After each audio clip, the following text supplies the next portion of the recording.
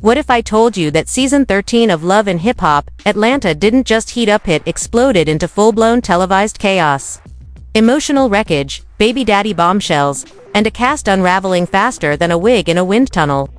At the center of this beautifully messy storm, Lil Scrappy, Bambi, and a man with more kids than hairstyles, Young Jock. It was supposed to be a typical day on set.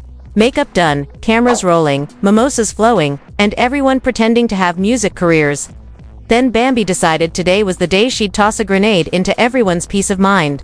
Out of nowhere, in front of the entire cast and production crew, she hit M with, "Y'all ever wonder what would happen if I told people Young Jock might be my baby daddy?" The air left the room. You could hear a bobby pin drop. Even Carly Red dropped her phone mid-selfie. Spice's blink slowed to half speed. Erica Mena leaned forward like she was watching a live soap opera. And Scrappy. That man stopped moving. Like someone hit the pause button on his nervous system. Before anyone could speak, Scrappy stood up and walked off set. Not stormed, walked slow, silent, like his whole soul needed to step away from the noise. Cameras, of course, they followed. This wasn't just gossip anymore. This was premium trauma content, the kind producers dream of and therapists lose sleep over. Backstage, Scrappy locked himself in his trailer. Hoodie up, head down, pacing like he just saw a ghost, and that ghost had Jock's face. Crew tried checking in. One assistant offered him water. Another slid him a protein bar like he was a hostage. He waved them all off. He didn't need hydration. He needed answers. Meanwhile, Bambi sat in glom sipping cucumber water like she didn't just set the group chat on fire. When a producer asked her what the hell she meant, she smiled. "I didn't say he is. I said he might be. I mean, what if? What if? Girl, you don't get to toss the match and act surprised when the house burns down. That's not shade. That's a Category 5 scandal with potential paternity." Now, enter Young Jock, cool as ever. Walking in like it's Taco Tuesday, holding a smoothie. "I figured Scrappy could use some potassium," he told producers. The man strolled straight into Scrappy's trailer with the calm of a man who's been here before. Literally, he took one look at Scrappy and asked, "You good?" Scrappy looked up like Jock had just offered to date his mama. "You really asking me if I'm good? After that circus out there, you might have got my ex-wife pregnant." Even the boom mic operator shifted his weight like he didn't want to be in the blast radius. Jock sipped his smoothie, deadpan. "Look, man. Bam says wild stuff sometimes. You know how she is." Scrappy stood so fast his mic pack almost flew off. "You think this is funny? You think this is a storyline?" And then Jock said the words that lit the internet on fire. "I didn't say it wasn't possible. He didn't say no. He didn't say yes. He just left the door wide open like drama had an open invitation to his life." And just like that, we were no longer on Love and Hip Hop. We were in a full-blown paternity mystery sponsored by VH1 and Bad Decisions. Behind the scenes, producers were already plotting. One whispered, "We need a paternity test." Another said, "Can we live stream it?" Mona Scott Young, seated quietly in the corner, just grinned and took a sip of her coffee like it was infused with petty. Meanwhile, the cast was combusting. Jessica Dime was the first to grab the mic and add more fire. "I saw Bambi and Jock texting back in January. Flirty stuff, eggplants, peaches. Real suggestive. January. That means this wasn't some out-of-nowhere joke. That means there might be history. And in reality TV, history is just the prequel to Scandal." Carly Red, never one to miss a moment, posted to her Instagram story a plain black background with the words "Don't play with pregnancy. Some of us been through too much for clout." The fans exploding. Twitter was ablaze with hashtag #JOCBaby, hashtag ScrappySnap, hashtag Bambi too bold. Even people who hadn't watched the show in 5 years suddenly had opinions. Then came the confessional. Bambi sat in front of the camera, lashes flawless, edges immovable, expression calm like a yoga instructor on Xanax. "I just think it's funny how Scrappy cheated on me, embarrassed me, disrespected me for years. I make one little comment, and now he's crying in a trailer." One little comment. Back on set, Scrappy called the only person he trusted his mama, Mama D. He muttered into the phone. "She said she pregnant by Jock." There was a pause. Then a gasp so loud it could have knocked the lashes off a drag queen. "She what?" "That glitter-eyed devil said what now?" "Boy, I told you she was no good." Scrappy was unraveling. He told producers flat out, "I done bought this woman's mama's dentures, helped her through mess, cried with her, and this is what I get. A public pregnancy prank on national TV. I feel like I'm on Punk'd but without the check." Then came the receipts. Amy, Jessica Dime, Spice, and Sierra were backstage having a full-scale emotional investigation. Sierra, tired of the madness, walked into the room and said, "This isn't motherhood, it's marketing." Amy nodded. She saw Scrappy leveling up, and panicked. "She needs to be the headline, always." Jessica Dime, never one to be left out, added, "If she faked this pregnancy for clout, I'm suing her for emotional distress." And then Carly Red walked in, grinning from ear to ear like she just discovered the cure for boredom. "Ladies," she purred, "I got footage." Everybody froze. Footage of what? Carly dropped the bomb. Of Bambi buying a fake baby bump off Amazon. 2-day shipping. The same one Black China used in that weird photo shoot. Screams. Spice almost passed out. Amy's wig shifted. Jessica Dime dropped her glass. The energy in that room went from curious to cutthroat in seconds. They demanded a sit-down. No edits. No scripts. No filters. No filters. When the cast sat down, Bambi walked in, wearing a fur coat like she was headed to court to lie on purpose. Her heels clicked with purpose. The tension was suffocating. Amy leaned forward, voice tight. "Are you pregnant or not?" Bambi smirked. "Why does it matter to you?" Jessica Dime stood up. "Because you told the world, Jock got you pregnant, and now you're quiet like a Disney villain in a courtroom." Carly slid the Amazon receipt across the table like it was a court summons. "Explain this." Bambi paused just for a second, but real ones saw it. Then she laughed. Cold, cruel, confident. "So y'all digging through my Amazon now? That's sad." Amy snapped. "Sis, are you pregnant? Or are we all just extras in your personal press release?" Bambi stood, tossed her fur over her shoulder, and said it plain. "I'm not pregnant." Crash. Sierra threw her drink. Amy tried to leap out of her chair. Jessica Dime clapped like she was at a roast. Everyone yelling. Everyone betrayed. Then Scrappy walked in. The room froze. Cameras zoomed in. Bambi turned to face him. "I'm not pregnant," she said again. "But I needed you to feel what I felt. You lied to me, cheated, humiliated me. So yeah, I gave you a little taste of your own medicine." Scrappy stood still, face blank, like he just watched someone light his emotional support system on fire. "You weaponized motherhood," he said quietly. Bambi shrugged. "I call it balance." In the corner, young Jock shook his head and muttered, "I knew I should have stayed home today." And just like that, the blogs lit up. Bambi faked a pregnancy. Scrappy caught in another heartbreak. Young Jock dragged into baby drama he didn't even sign up for. TMZ got hold of it. They posted a pic of Scrappy at Chick-fil-A looking like he just found out gravity was optional. Instagram. On fire. Team Bambi. Team Scrappy. Team Jock. Even Team Carly trending for no reason. Mona. She's clinking glasses. Somewhere in a dark office, whispering, "We just made TV history." And the kicker. Right as the episode faded to black, young Jock walked into Mona's office holding a folder. He placed it in front of her without saying a word. Inside, real ultrasound photos. Real paperwork. A real name. "I didn't get Bambi pregnant," he said. "But I did get someone pregnant." Mona looked up. Cut to black. The minute Jock dropped that folder on Mona's desk, the energy in the building shifted. Everyone had been spiraling over Bambi's fake baby saga, only to now find out Jock actually did get someone pregnant. Just not her. Producers scrambled. Phones started ringing. Mona.com, as always, flipped through the ultrasound images like she was reading a menu at a drama cafe. Jock didn't say a word after that. He just sat down and waited for the storm to catch up to him. Back on set, word hadn't hit the rest of the cast yet. They were still dealing with the fallout of Bambi's bombshell confession. Amy was on Instagram Live, dragging Bambi without even saying her name. Sierra was pacing around like she had to memorize lines for a court case. Spice was trying not to pick sides but failing miserably. Jessica Dime had already scheduled a petty photo shoot holding a fake baby bump and captioned it, "Method acting." For reality clowns, Scrappy he was gone. Like spiritually, mentally, emotionally clocked out. No one had seen him since he left the set after Bambi's balance speech. One producer tried texting him, and he just responded with, "I'm in airplane mode, emotionally. Don't call." Meanwhile, Bambi was unbothered, She was filming her post-confession confessional in a full beat and a silk robe like this was her villain origin movie. No remorse. No second thoughts. Just cold, calculated clapbacks. I never said I was pregnant. I said it was possible. That's not lying. That's storytelling.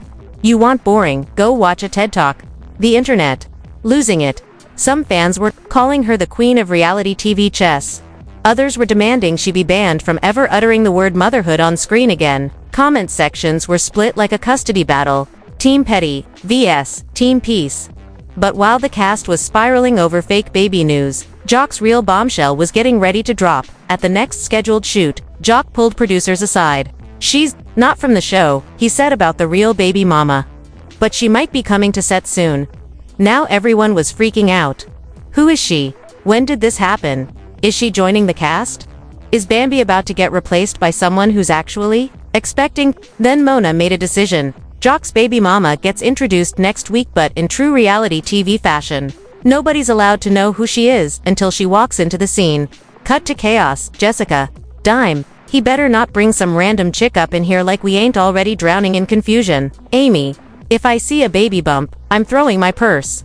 Spice. Honestly, at this point, Jock might need a Google spreadsheet to keep track.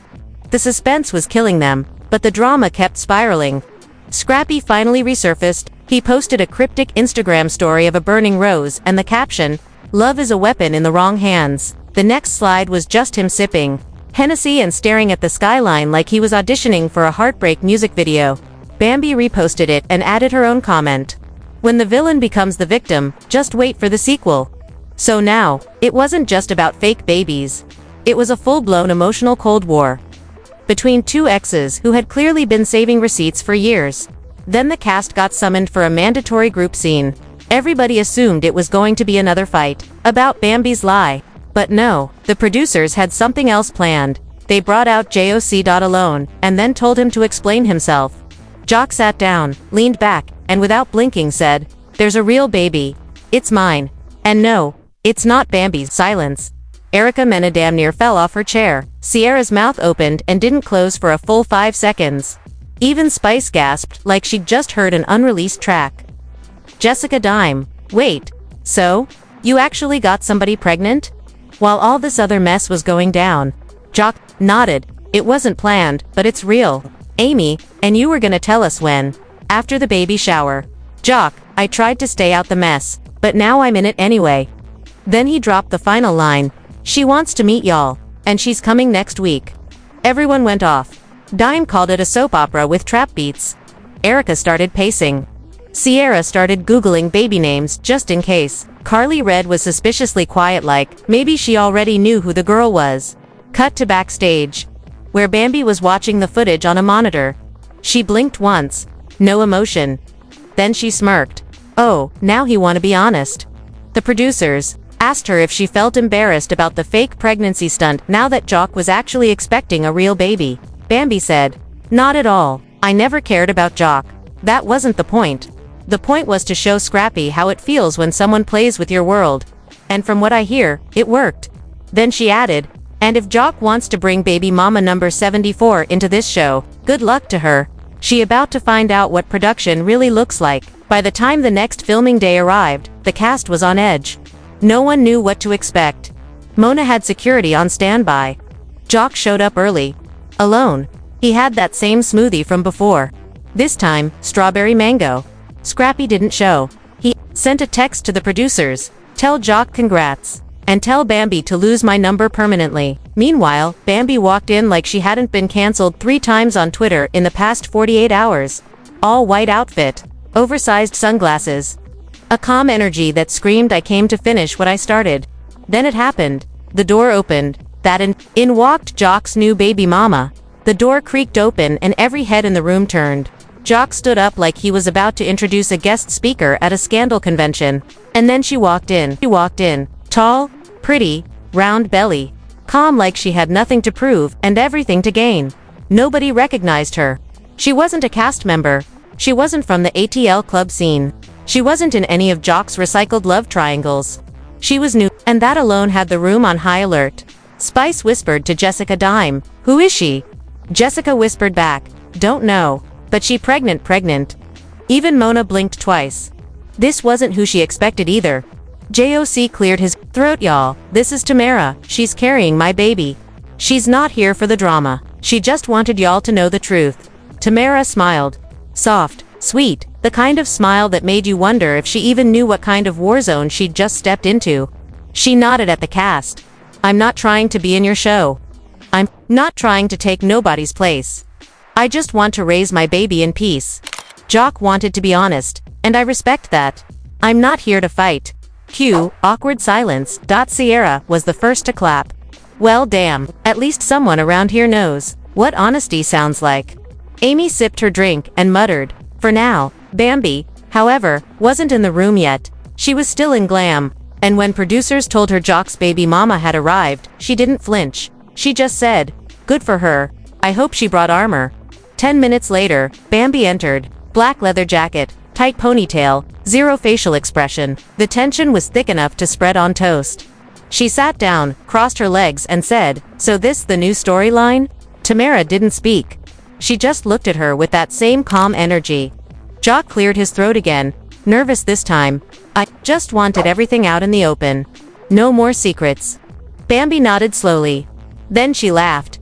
Cute. You get someone new pregnant and suddenly you found your moral compass. Must be nice. Jock started to speak, but Bambi cut him off. You know what, Jock, I don't even care. I hope y'all have a beautiful baby. I hope she doesn't find out you're allergic to commitment the hard way like the rest of us. Jessica, Dime muttered, and there it is. Tamara tried to keep things neutral. I don't want to be part of any past beef. I didn't know about all this until I was already pregnant. Bambi looked her dead in the face. Then I hope you learn how to deal with reality TV, TSD real quick. Mona signaled the cameras to keep rolling. This wasn't drama anymore.